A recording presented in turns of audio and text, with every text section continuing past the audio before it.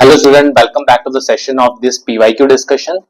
आज से पहले हमने कुछ चैप्टर की पीवाईक्यू स्टार्ट कर रखे हैं, कुछ कंप्लीट भी हो चुके हैं। आज आप यहाँ ध्यान दो कि हम स्टार्ट कर रहे हैं मैट्रिक्स के पीवाईक्यूज। ठीक है, मैट्रिक्स के पीवाईक्यूज में we are going to start from the 2024 paper. It was, मैं एक बार मार्क कर देता हूँ आपके लिए so that you will get a fair idea. It was 21 April 2024 paper. Fine, इसके हम पीवाईक्यू डिस्कस करेंगे of the chapter of matrix. Let's start without wasting much time. बाकी चीजें मैं बीच में भी डिस्कस करता रहूंगा। तो पहली चीज है, consider the following statement in respect of the two singular matrix A and B of the same order. ठीक है, दोनों सेम ऑर्डर एन की हैं, पता नहीं एन क्या है। Adjoint of A is equal to adjoint of A into adjoint of B. ठीक है, ऐसा होता है, ये बात बोल रहा है। देखो, आपको बता देता हूं एडजॉइंट। सबसे पहली बात तो अगर मैं बेसिकली लूं एडजॉइंट ए बी, तो ऐसा कुछ नहीं है। मतलब देखो, ये तो बी ए तो छोड़ो, ये मतलब पहली बार स्टेटमेंट ही गलत है। एडजॉइंट ए बी अगर आप निकालते हो तो जैसे आपको एडजॉइंट का कुछ फॉर्मूला तो नहीं है, ए बी को आप मल्टीप्लाई करोगे और बेसिकली निकालोगे। जैसे यहाँ एक चीज जरूर लिखी हुई है। पहली बात तो अगर दो अलग अलग मैट्रिक्स है तो पहली बात तो ए बी कभी बी ए के इक्वल होता नहीं है। ठीक है, कुछ कंडीशन में बात अलग है, वैसे होता नहीं है। तो अगर आप एडजॉइंट भी ले लोगे दोनों तरफ तो कौन सा ये इक्वल आ जाएंगे भाई, जब यही नहीं आ रहे। तो स्टेटमेंट 2 भी रॉन्ग है मेरी। ठीक है, स्टेटमेंट 1 भी रॉन्ग है मेरी, स्टेटमेंट 2 भी रॉन्ग है मेरी। स्टेटमेंट 3 को देखते हैं। अगर मैं इन जनरल बात करूं स्टेटमेंट 3 को लेके, स्टेटमेंट 1 क्लियर है ना। देखो, स्टेटमेंट 1 में मैं आपको एक चीज बताना चाहूंगा, अगर नहीं क्लियर हो पा रही ढंग से तो स्टेटमेंट 1 में बस ये देखो कि यार मतलब ए बी को मल्टीप्लाई करके मैट्रिक्स आएगी, उसका एडजॉइंट लूंगा, वो इंडिविजुअल के बराबर नहीं आएगी। बड़ी सिंपल सी बात। ठीक है, मतलब इंडिविजुअल के मल्टीप्लिकेशन के बराबर नहीं आएगी। अब अगर मैं यहां पर ध्यान दूं और मैं देखूं इस वाली को, अब एक जनरल सी बात है, A into adjoint of A ना। अगर मैं वैसे देखूं तो determinant of A into I N होता है। तो यहाँ ए की जगह बस आप ए बी से रिप्लेस कर दो, तो A B into adjoint of A B क्या हो जाएगा आपका, determinant of A B into I N. बस इसको इधर ले जाऊंगा, स्टेटमेंट 3 मेरी करेक्ट हो जाएगी। तो इसमें आपके नंबर ऑफ स्टेटमेंट करेक्ट पूछा था, नंबर मतलब ओनली वन स्टेटमेंट है ना, ओनली टू स्टेटमेंट, हाँ only one statement, that is option B is your correct answer. ठीक है, आप इसी हिसाब से इसमें आगे बढ़िए। Let's come to the question number 2 of this particular, मतलब पेपर की बात कर रहा हूं मैं। थोड़ी सी मैं यहां पर कर लेता हूं इसको, माइक की क्वालिटी अच्छी आएगी। ठीक है, consider the following statement in respect of the non singular matrix A of order N. देखो, ये भी कुछ खास बात नहीं है। एक सेकंड, इसमें टाइमिंग ओके करेक्ट है। A into adjoint of A का transpose is equal to this. First statement correct है, नॉन सिंगुलर मैट्रिक्स की बात है, यानी कि जिसका डिटरमिनेंट जीरो नहीं होता, वो बात है। देखो, मैं आपको सिंपल सा बताऊंगा। पहली बात तो एडजॉइंट ऑफ ए निकाल के ट्रांसपोज लो, या फिर आप क्या करो, ए का ट्रांसपोज लेके एडजॉइंट करो, ये दोनों इक्वल आते हैं।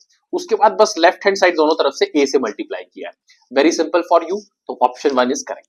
ऑप्शन 2 पे आते हैं। ए स्क्वायर को ए बोला गया है, A is identity matrix of order n. एक मिनट में यहां पर, हाँ, A square equal to A बोला गया है, A is identity matrix of order n. ठीक है, A cube is equal to A is the identity matrix of order n. तो देखो, अगर हम इस स्टेटमेंट को ट्रू मानते हैं ए स्क्वायर, तो मैं A square minus A equal to क्या बोलूंगा, जीरो ही बोलूंगा, उधर कुछ बचेगा नहीं। ठीक है, अब a into A minus I is equal to zero हो जाएगा। दोनों तरफ a इनवर्स से मल्टीप्लाई कर देता हूं। Why, because a is singular, a inverse should be singular, sorry non singular, a is non singular, a inverse should be non singular. दोनों तरफ a इनवर्स से मल्टीप्लाई करूंगा, a inverse into a minus I is equal to a inverse into zero. ये वाला zero ही रह जाएगा, zero या फिर नल मैट्रिक्स बोल लो। यहां मेरा ये खत्म हो जाएगा, a माइनस आई, तो कुल मिला के a इक्वल टू आई आ जाएगा। समझ गए, ए इक्वल टू, यानी कि ऑप्शन 2 करेक्ट है। ऑप्शन 3 में अगर मैं देखूं तो A cube minus A equal to zero लिखूंगा, ए को कॉमन ले लूंगा, ए स्क्वायर माइनस आई, वही दोनों तरफ ए इनवर्स से मल्टीप्लाई करने के बाद जो स्टेटमेंट मिलेगी वो मिलेगी ए स्क्वायर इक्वल टू आई। अब ए स्क्वायर इक्वल टू आई वाली जो स्टेटमेंट है ना भाई, यहां से क्या बात आएगी, या तो मैं बोल सकता हूं ए मेरा प्लस आई आ रहा है या ए मेरा माइनस आई आ रहा है। अब बात यह है कि ए आइडेंटिटी मैट्रिक्स होना जरूरी नहीं है। ऑब्वियस बात है कि आई और माइनस आई दोनों ही नॉन सिंगुलर है, तो इसका मतलब एक बात कंफर्म है कि दो आ रहे हैं, तो डायरेक्टली मैं आइडेंटिटी मैट्रिक्स तो नहीं बोल पाऊंगा, स्टेटमेंट पूरी तरह करेक्ट नहीं है, ओनली 2 स्टेटमेंट इज करेक्ट, और स्टेटमेंट 1 भी करेक्ट थी मेरी, तो ऑप्शन 1 एंड 2 इज करेक्ट। ठीक है, this was the second question being asked, मतलब 4 क्वेश्चन पूछे गए थे, आपको पहले बता देता हूं, and this was the second question we have discussed today for the particular. ठीक है, चलो let's move to the question number 3 now. Let's move to the question number 3 now. Consider the following statement in respect of the skew symmetric matrix A of order 3. ठीक है, skew symmetric matrix मान लिया. Skew symmetric matrix बड़ी simple है, यानी कि जब आप ए का ट्रांसपोज करते हो आपको, तो आपको माइनस ऑफ ए मिल जाए.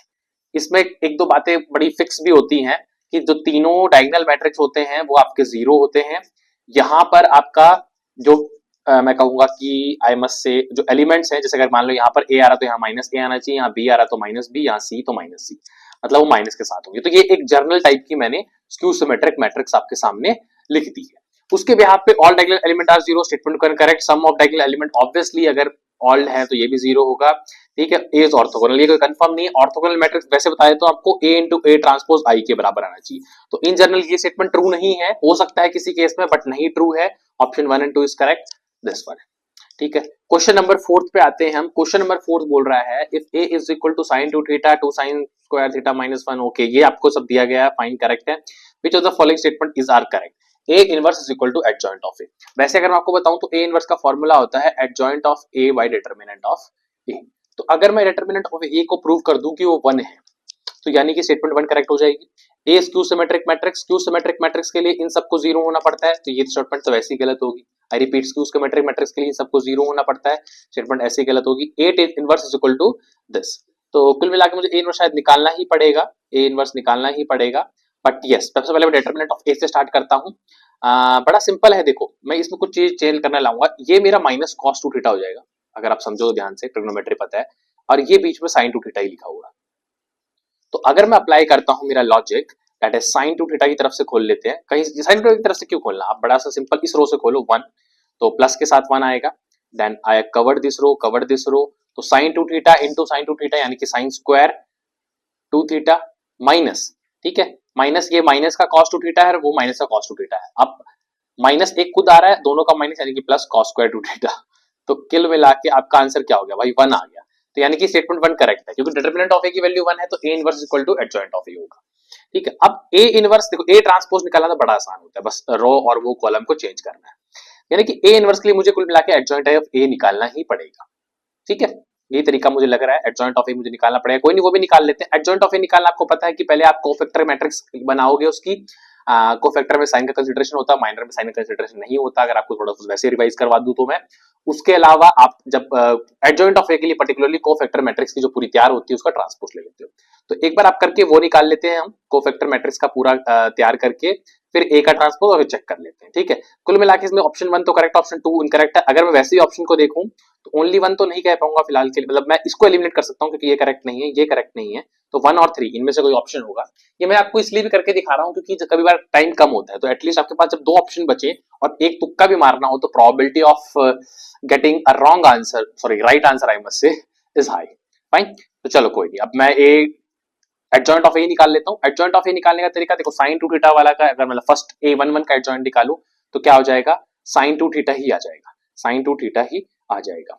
ठीक है, उसके बाद सेकंड यानी कि माइनस कॉस 2 थीटा का निकालता हूं. पहले तो मैं अभी ट्रांसपोज नहीं ले रहा, तो माइनस साइन को तो कंसीडरेशन लेना ही पड़ेगा, और यहाँ. ठीक है, ये मैंने कवर किया, ये मैंने कवर किया, cos 2 थीटा और ये. ठीक है, तो माइनस cos 2 थीटा ही आ रहा है भाई, बहुत बढ़िया. उसके बाद जीरो का जब मैं कवर करता हूं, this covered with this, okay, zero ही आ रहा है. ठीक है, तो कुल मिला के मुझे दिख भी रहा है कि कोफैक्टर, चलो करेक्ट है, करेक्ट है. ठीक है, ओके, ठीक है.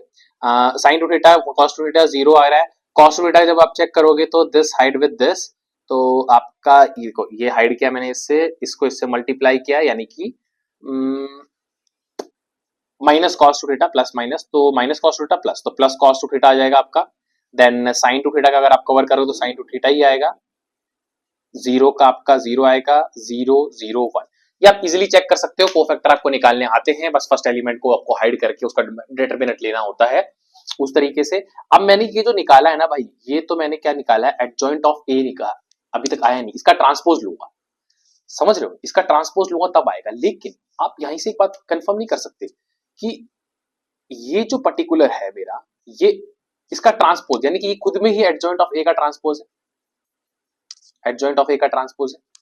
ठीक है, एडजॉइंट ऑफ ए का ट्रांसपोज है.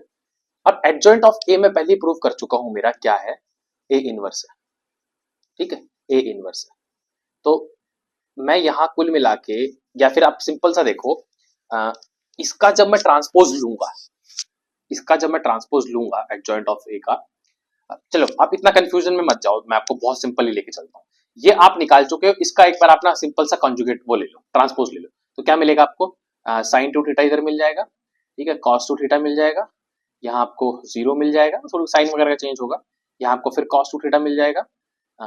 एक सेकेंड, मैंने क्या किया, पहले इस रो को चेंज किया ना, यहाँ माइनस कॉस टू थीटा मिलेगा, साइन टू थीटा मिलेगा और जीरो मिलेगा, और फिर इसको यहाँ लिखूंगा 0 0 1 मिल जाएगा, ऐसे कुछ मिलेगा आपको, थोड़ा बहुत साइन वाइन का चेंज आ रहा है। तो ये मेरा एडजॉइंट ऑफ ए है, यानी कि यही मेरा क्या है, एडजॉइंट ऑफ ए है, यानी कि यही मेरा क्या है, ए इनवर्स है बेसिकली। तो ए इनवर्स की वैल्यू आ गई। अब ए ट्रांसपोज, इसका ट्रांसपोज लोगे तो भाई यही वाला आ जाएगा ना। तो मैं वहां से डायरेक्ट सोचवाने की कोशिश कर रहा था, आधे लोगों को समझ आ गया होगा, बट स्टिल अभी भी मैं कहता हूं कि आफ्टर दिस आप सबको क्लियर हो गया होगा, ठीक है। तो यानी कि स्टेटमेंट 3 भी करेक्ट है, तो ऑप्शन आपका कौन सा हो जाएगा, हम सी हो जाएगा आपका, ठीक है। तो ये 4 क्वेश्चन थे आपके जो पेपर में आए थे, यस यस, आपके जो पेपर में आए थे, and we have discussed it very well. आप इसको ढंग से क्वेश्चन को सॉल्व करें, रिवाइज करें, and we will be coming up with other chapters questions also. और इसमें भी जो बाकी पेपर जो हुए हैं 2023 में 2 बार, 2025 वाला पेपर भी, सब कुछ डिस्कस करेंगे, आपकी अच्छी प्रैक्टिस हो जाएगी। And keep learning, keep